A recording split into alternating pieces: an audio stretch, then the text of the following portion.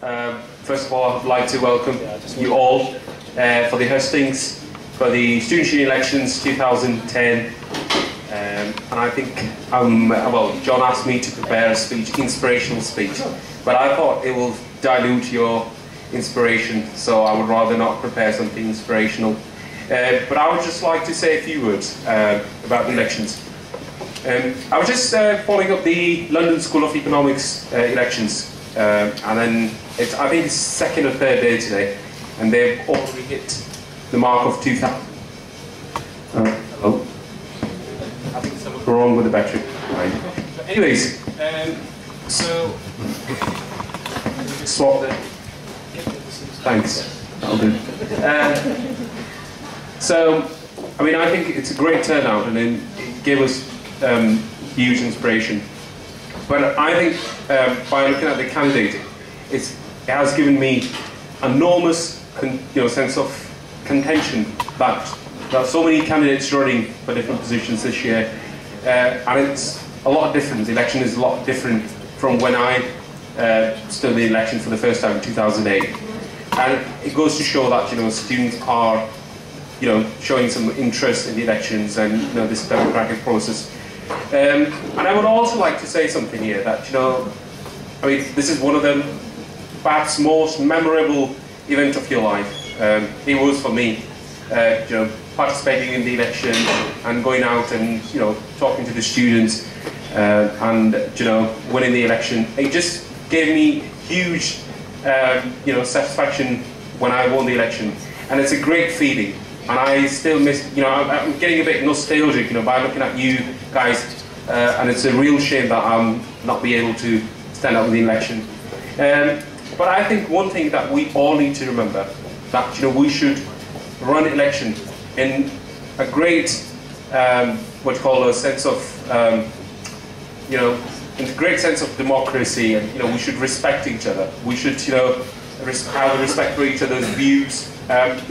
No matter who wins or who loses, I think it'll be a victory for the students, because next year, as we know, that we're going to face some really huge challenges. We've got some tough times coming up, and I think it'll be one of you who will be dealing with those challenges. So I think we need to appreciate this, all of us, and we should basically come together and we should participate in the election with this spirit that no matter who loses or who wins, it's a victory for the students. It's a victory for the Students' Union, and it's a victory for the for the democracy.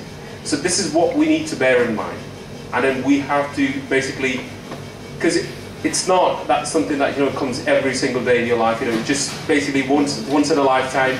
Some of you would win, some of you would lose, and then they might not come back to the university. So it should be making, I think we should all come together and make it memorable. One of the most memorable elections of the history of Students' Union. So before John make a start of the hosting, I wish you all the best for the elections, and I hope that we have a great turnout, and we get to see some really good campaigns, some really good campaigning material. I've seen some of the flyers; they're really good, really interesting, and I hope we got to see a bit more during the campaigning week. So thank you very much. Okay, thanks, Sinead. Right, I'm just going to quickly tell you how the question time is going to work. We're going to question the candidates by position. So, for example, we'll get all the presidential candidates onto stage at the same time.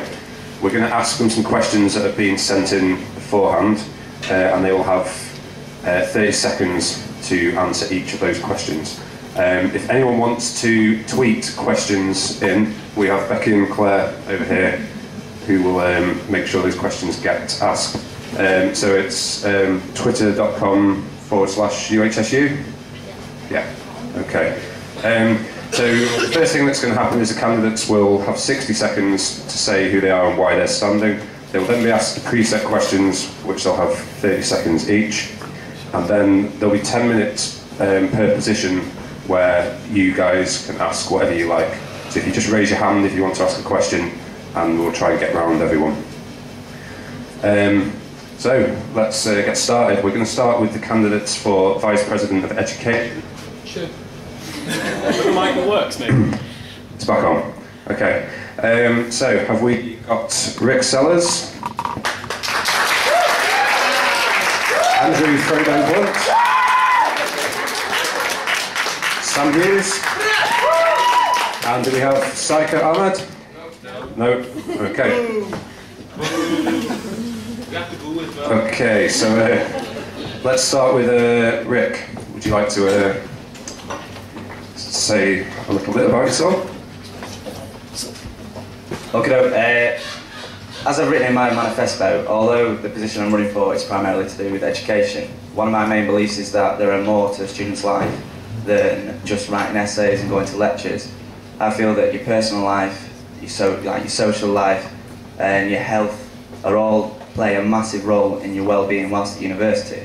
So if I think that if I'm elected as education officer, I will do my best to improve these sides of university life, which will in turn benefit your educational experience whilst at university. So, yeah, please vote for me.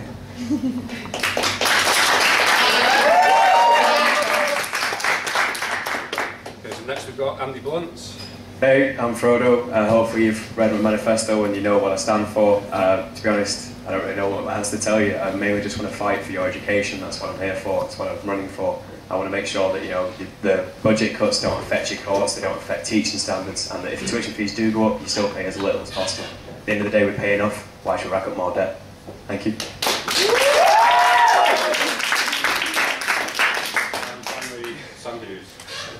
Hi everyone, I'm Sam. I'm also going for education, as you know, but the main points are outlined in my manifesto, but I'm just aiming to enhance the position to accommodate for any issues that are coming across the country and across the board for all students, such as the cuts and any tuition fee uncapping that may come our way. And that's pretty much it. Okay, thanks very much. So we're now going to ask you questions that are being sent in. It's for all of you. This time we'll start with Sam, and you have 30 seconds. Would you rather be able to fly or have the ability to read people's minds, and why?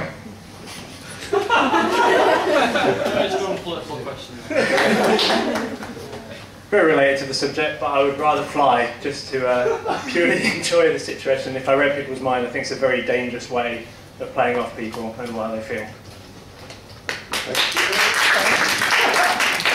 Couldn't agree more. I think I'd rather fly. Kind of goes with the t-shirt and everything. But yeah, definitely fly. I'm going to go against that, just for the sake of doing it. I think I'd rather read people's minds, so if I had the ability to read everyone's mind in this room, I'll be able to see what you want from the university, and in turn, I'll be able to implement those thoughts.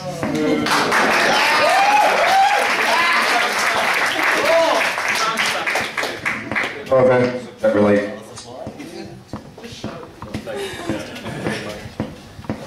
Okay, second question, and we'll start this time with Frodo. How can the union improve the way it supports course reps, and what work would you undertake to ensure their voice is heard by the university? I think that course reps are actually one of the most important parts of the education system within the Students' Union. We don't really give them the kind of respect that it is. I was a student rep for all of my degree, and I think that whilst you're there, the union doesn't really talk to you. It just expects you to say whatever they want. Like, I know recently they've had emails going around that have angered a lot of student reps. They actually contact the newspaper about it. I don't think it should be a one-way. I think that there should be regular meetings for student reps to actually come in and talk to the officer and say, look, this is what we're hearing, deal with it. And that's what I intend to do, if elected. Thank you. Yeah, I think course representation is a fantastic way of getting feedback from what you feel about your course, whether it does exactly what it says on the tin in terms of the prospectus that you read before you came to university. However, I do feel that there's a certain amount of consistency that needs to be implemented within the university. I know from my experience in the music department, we had what's called peer mentoring, which is where somebody off your course, either the year above or 2 years above, will be able to give you advice, and if you had anything you wanted to say as a first year, you may feel intimidated, talk to your lecturers about it. I think having somebody who's going through or has gone through the same experiences, I think that's being able to talk to them is a fantastic way of doing it. I think we should do that throughout all the courses in the university.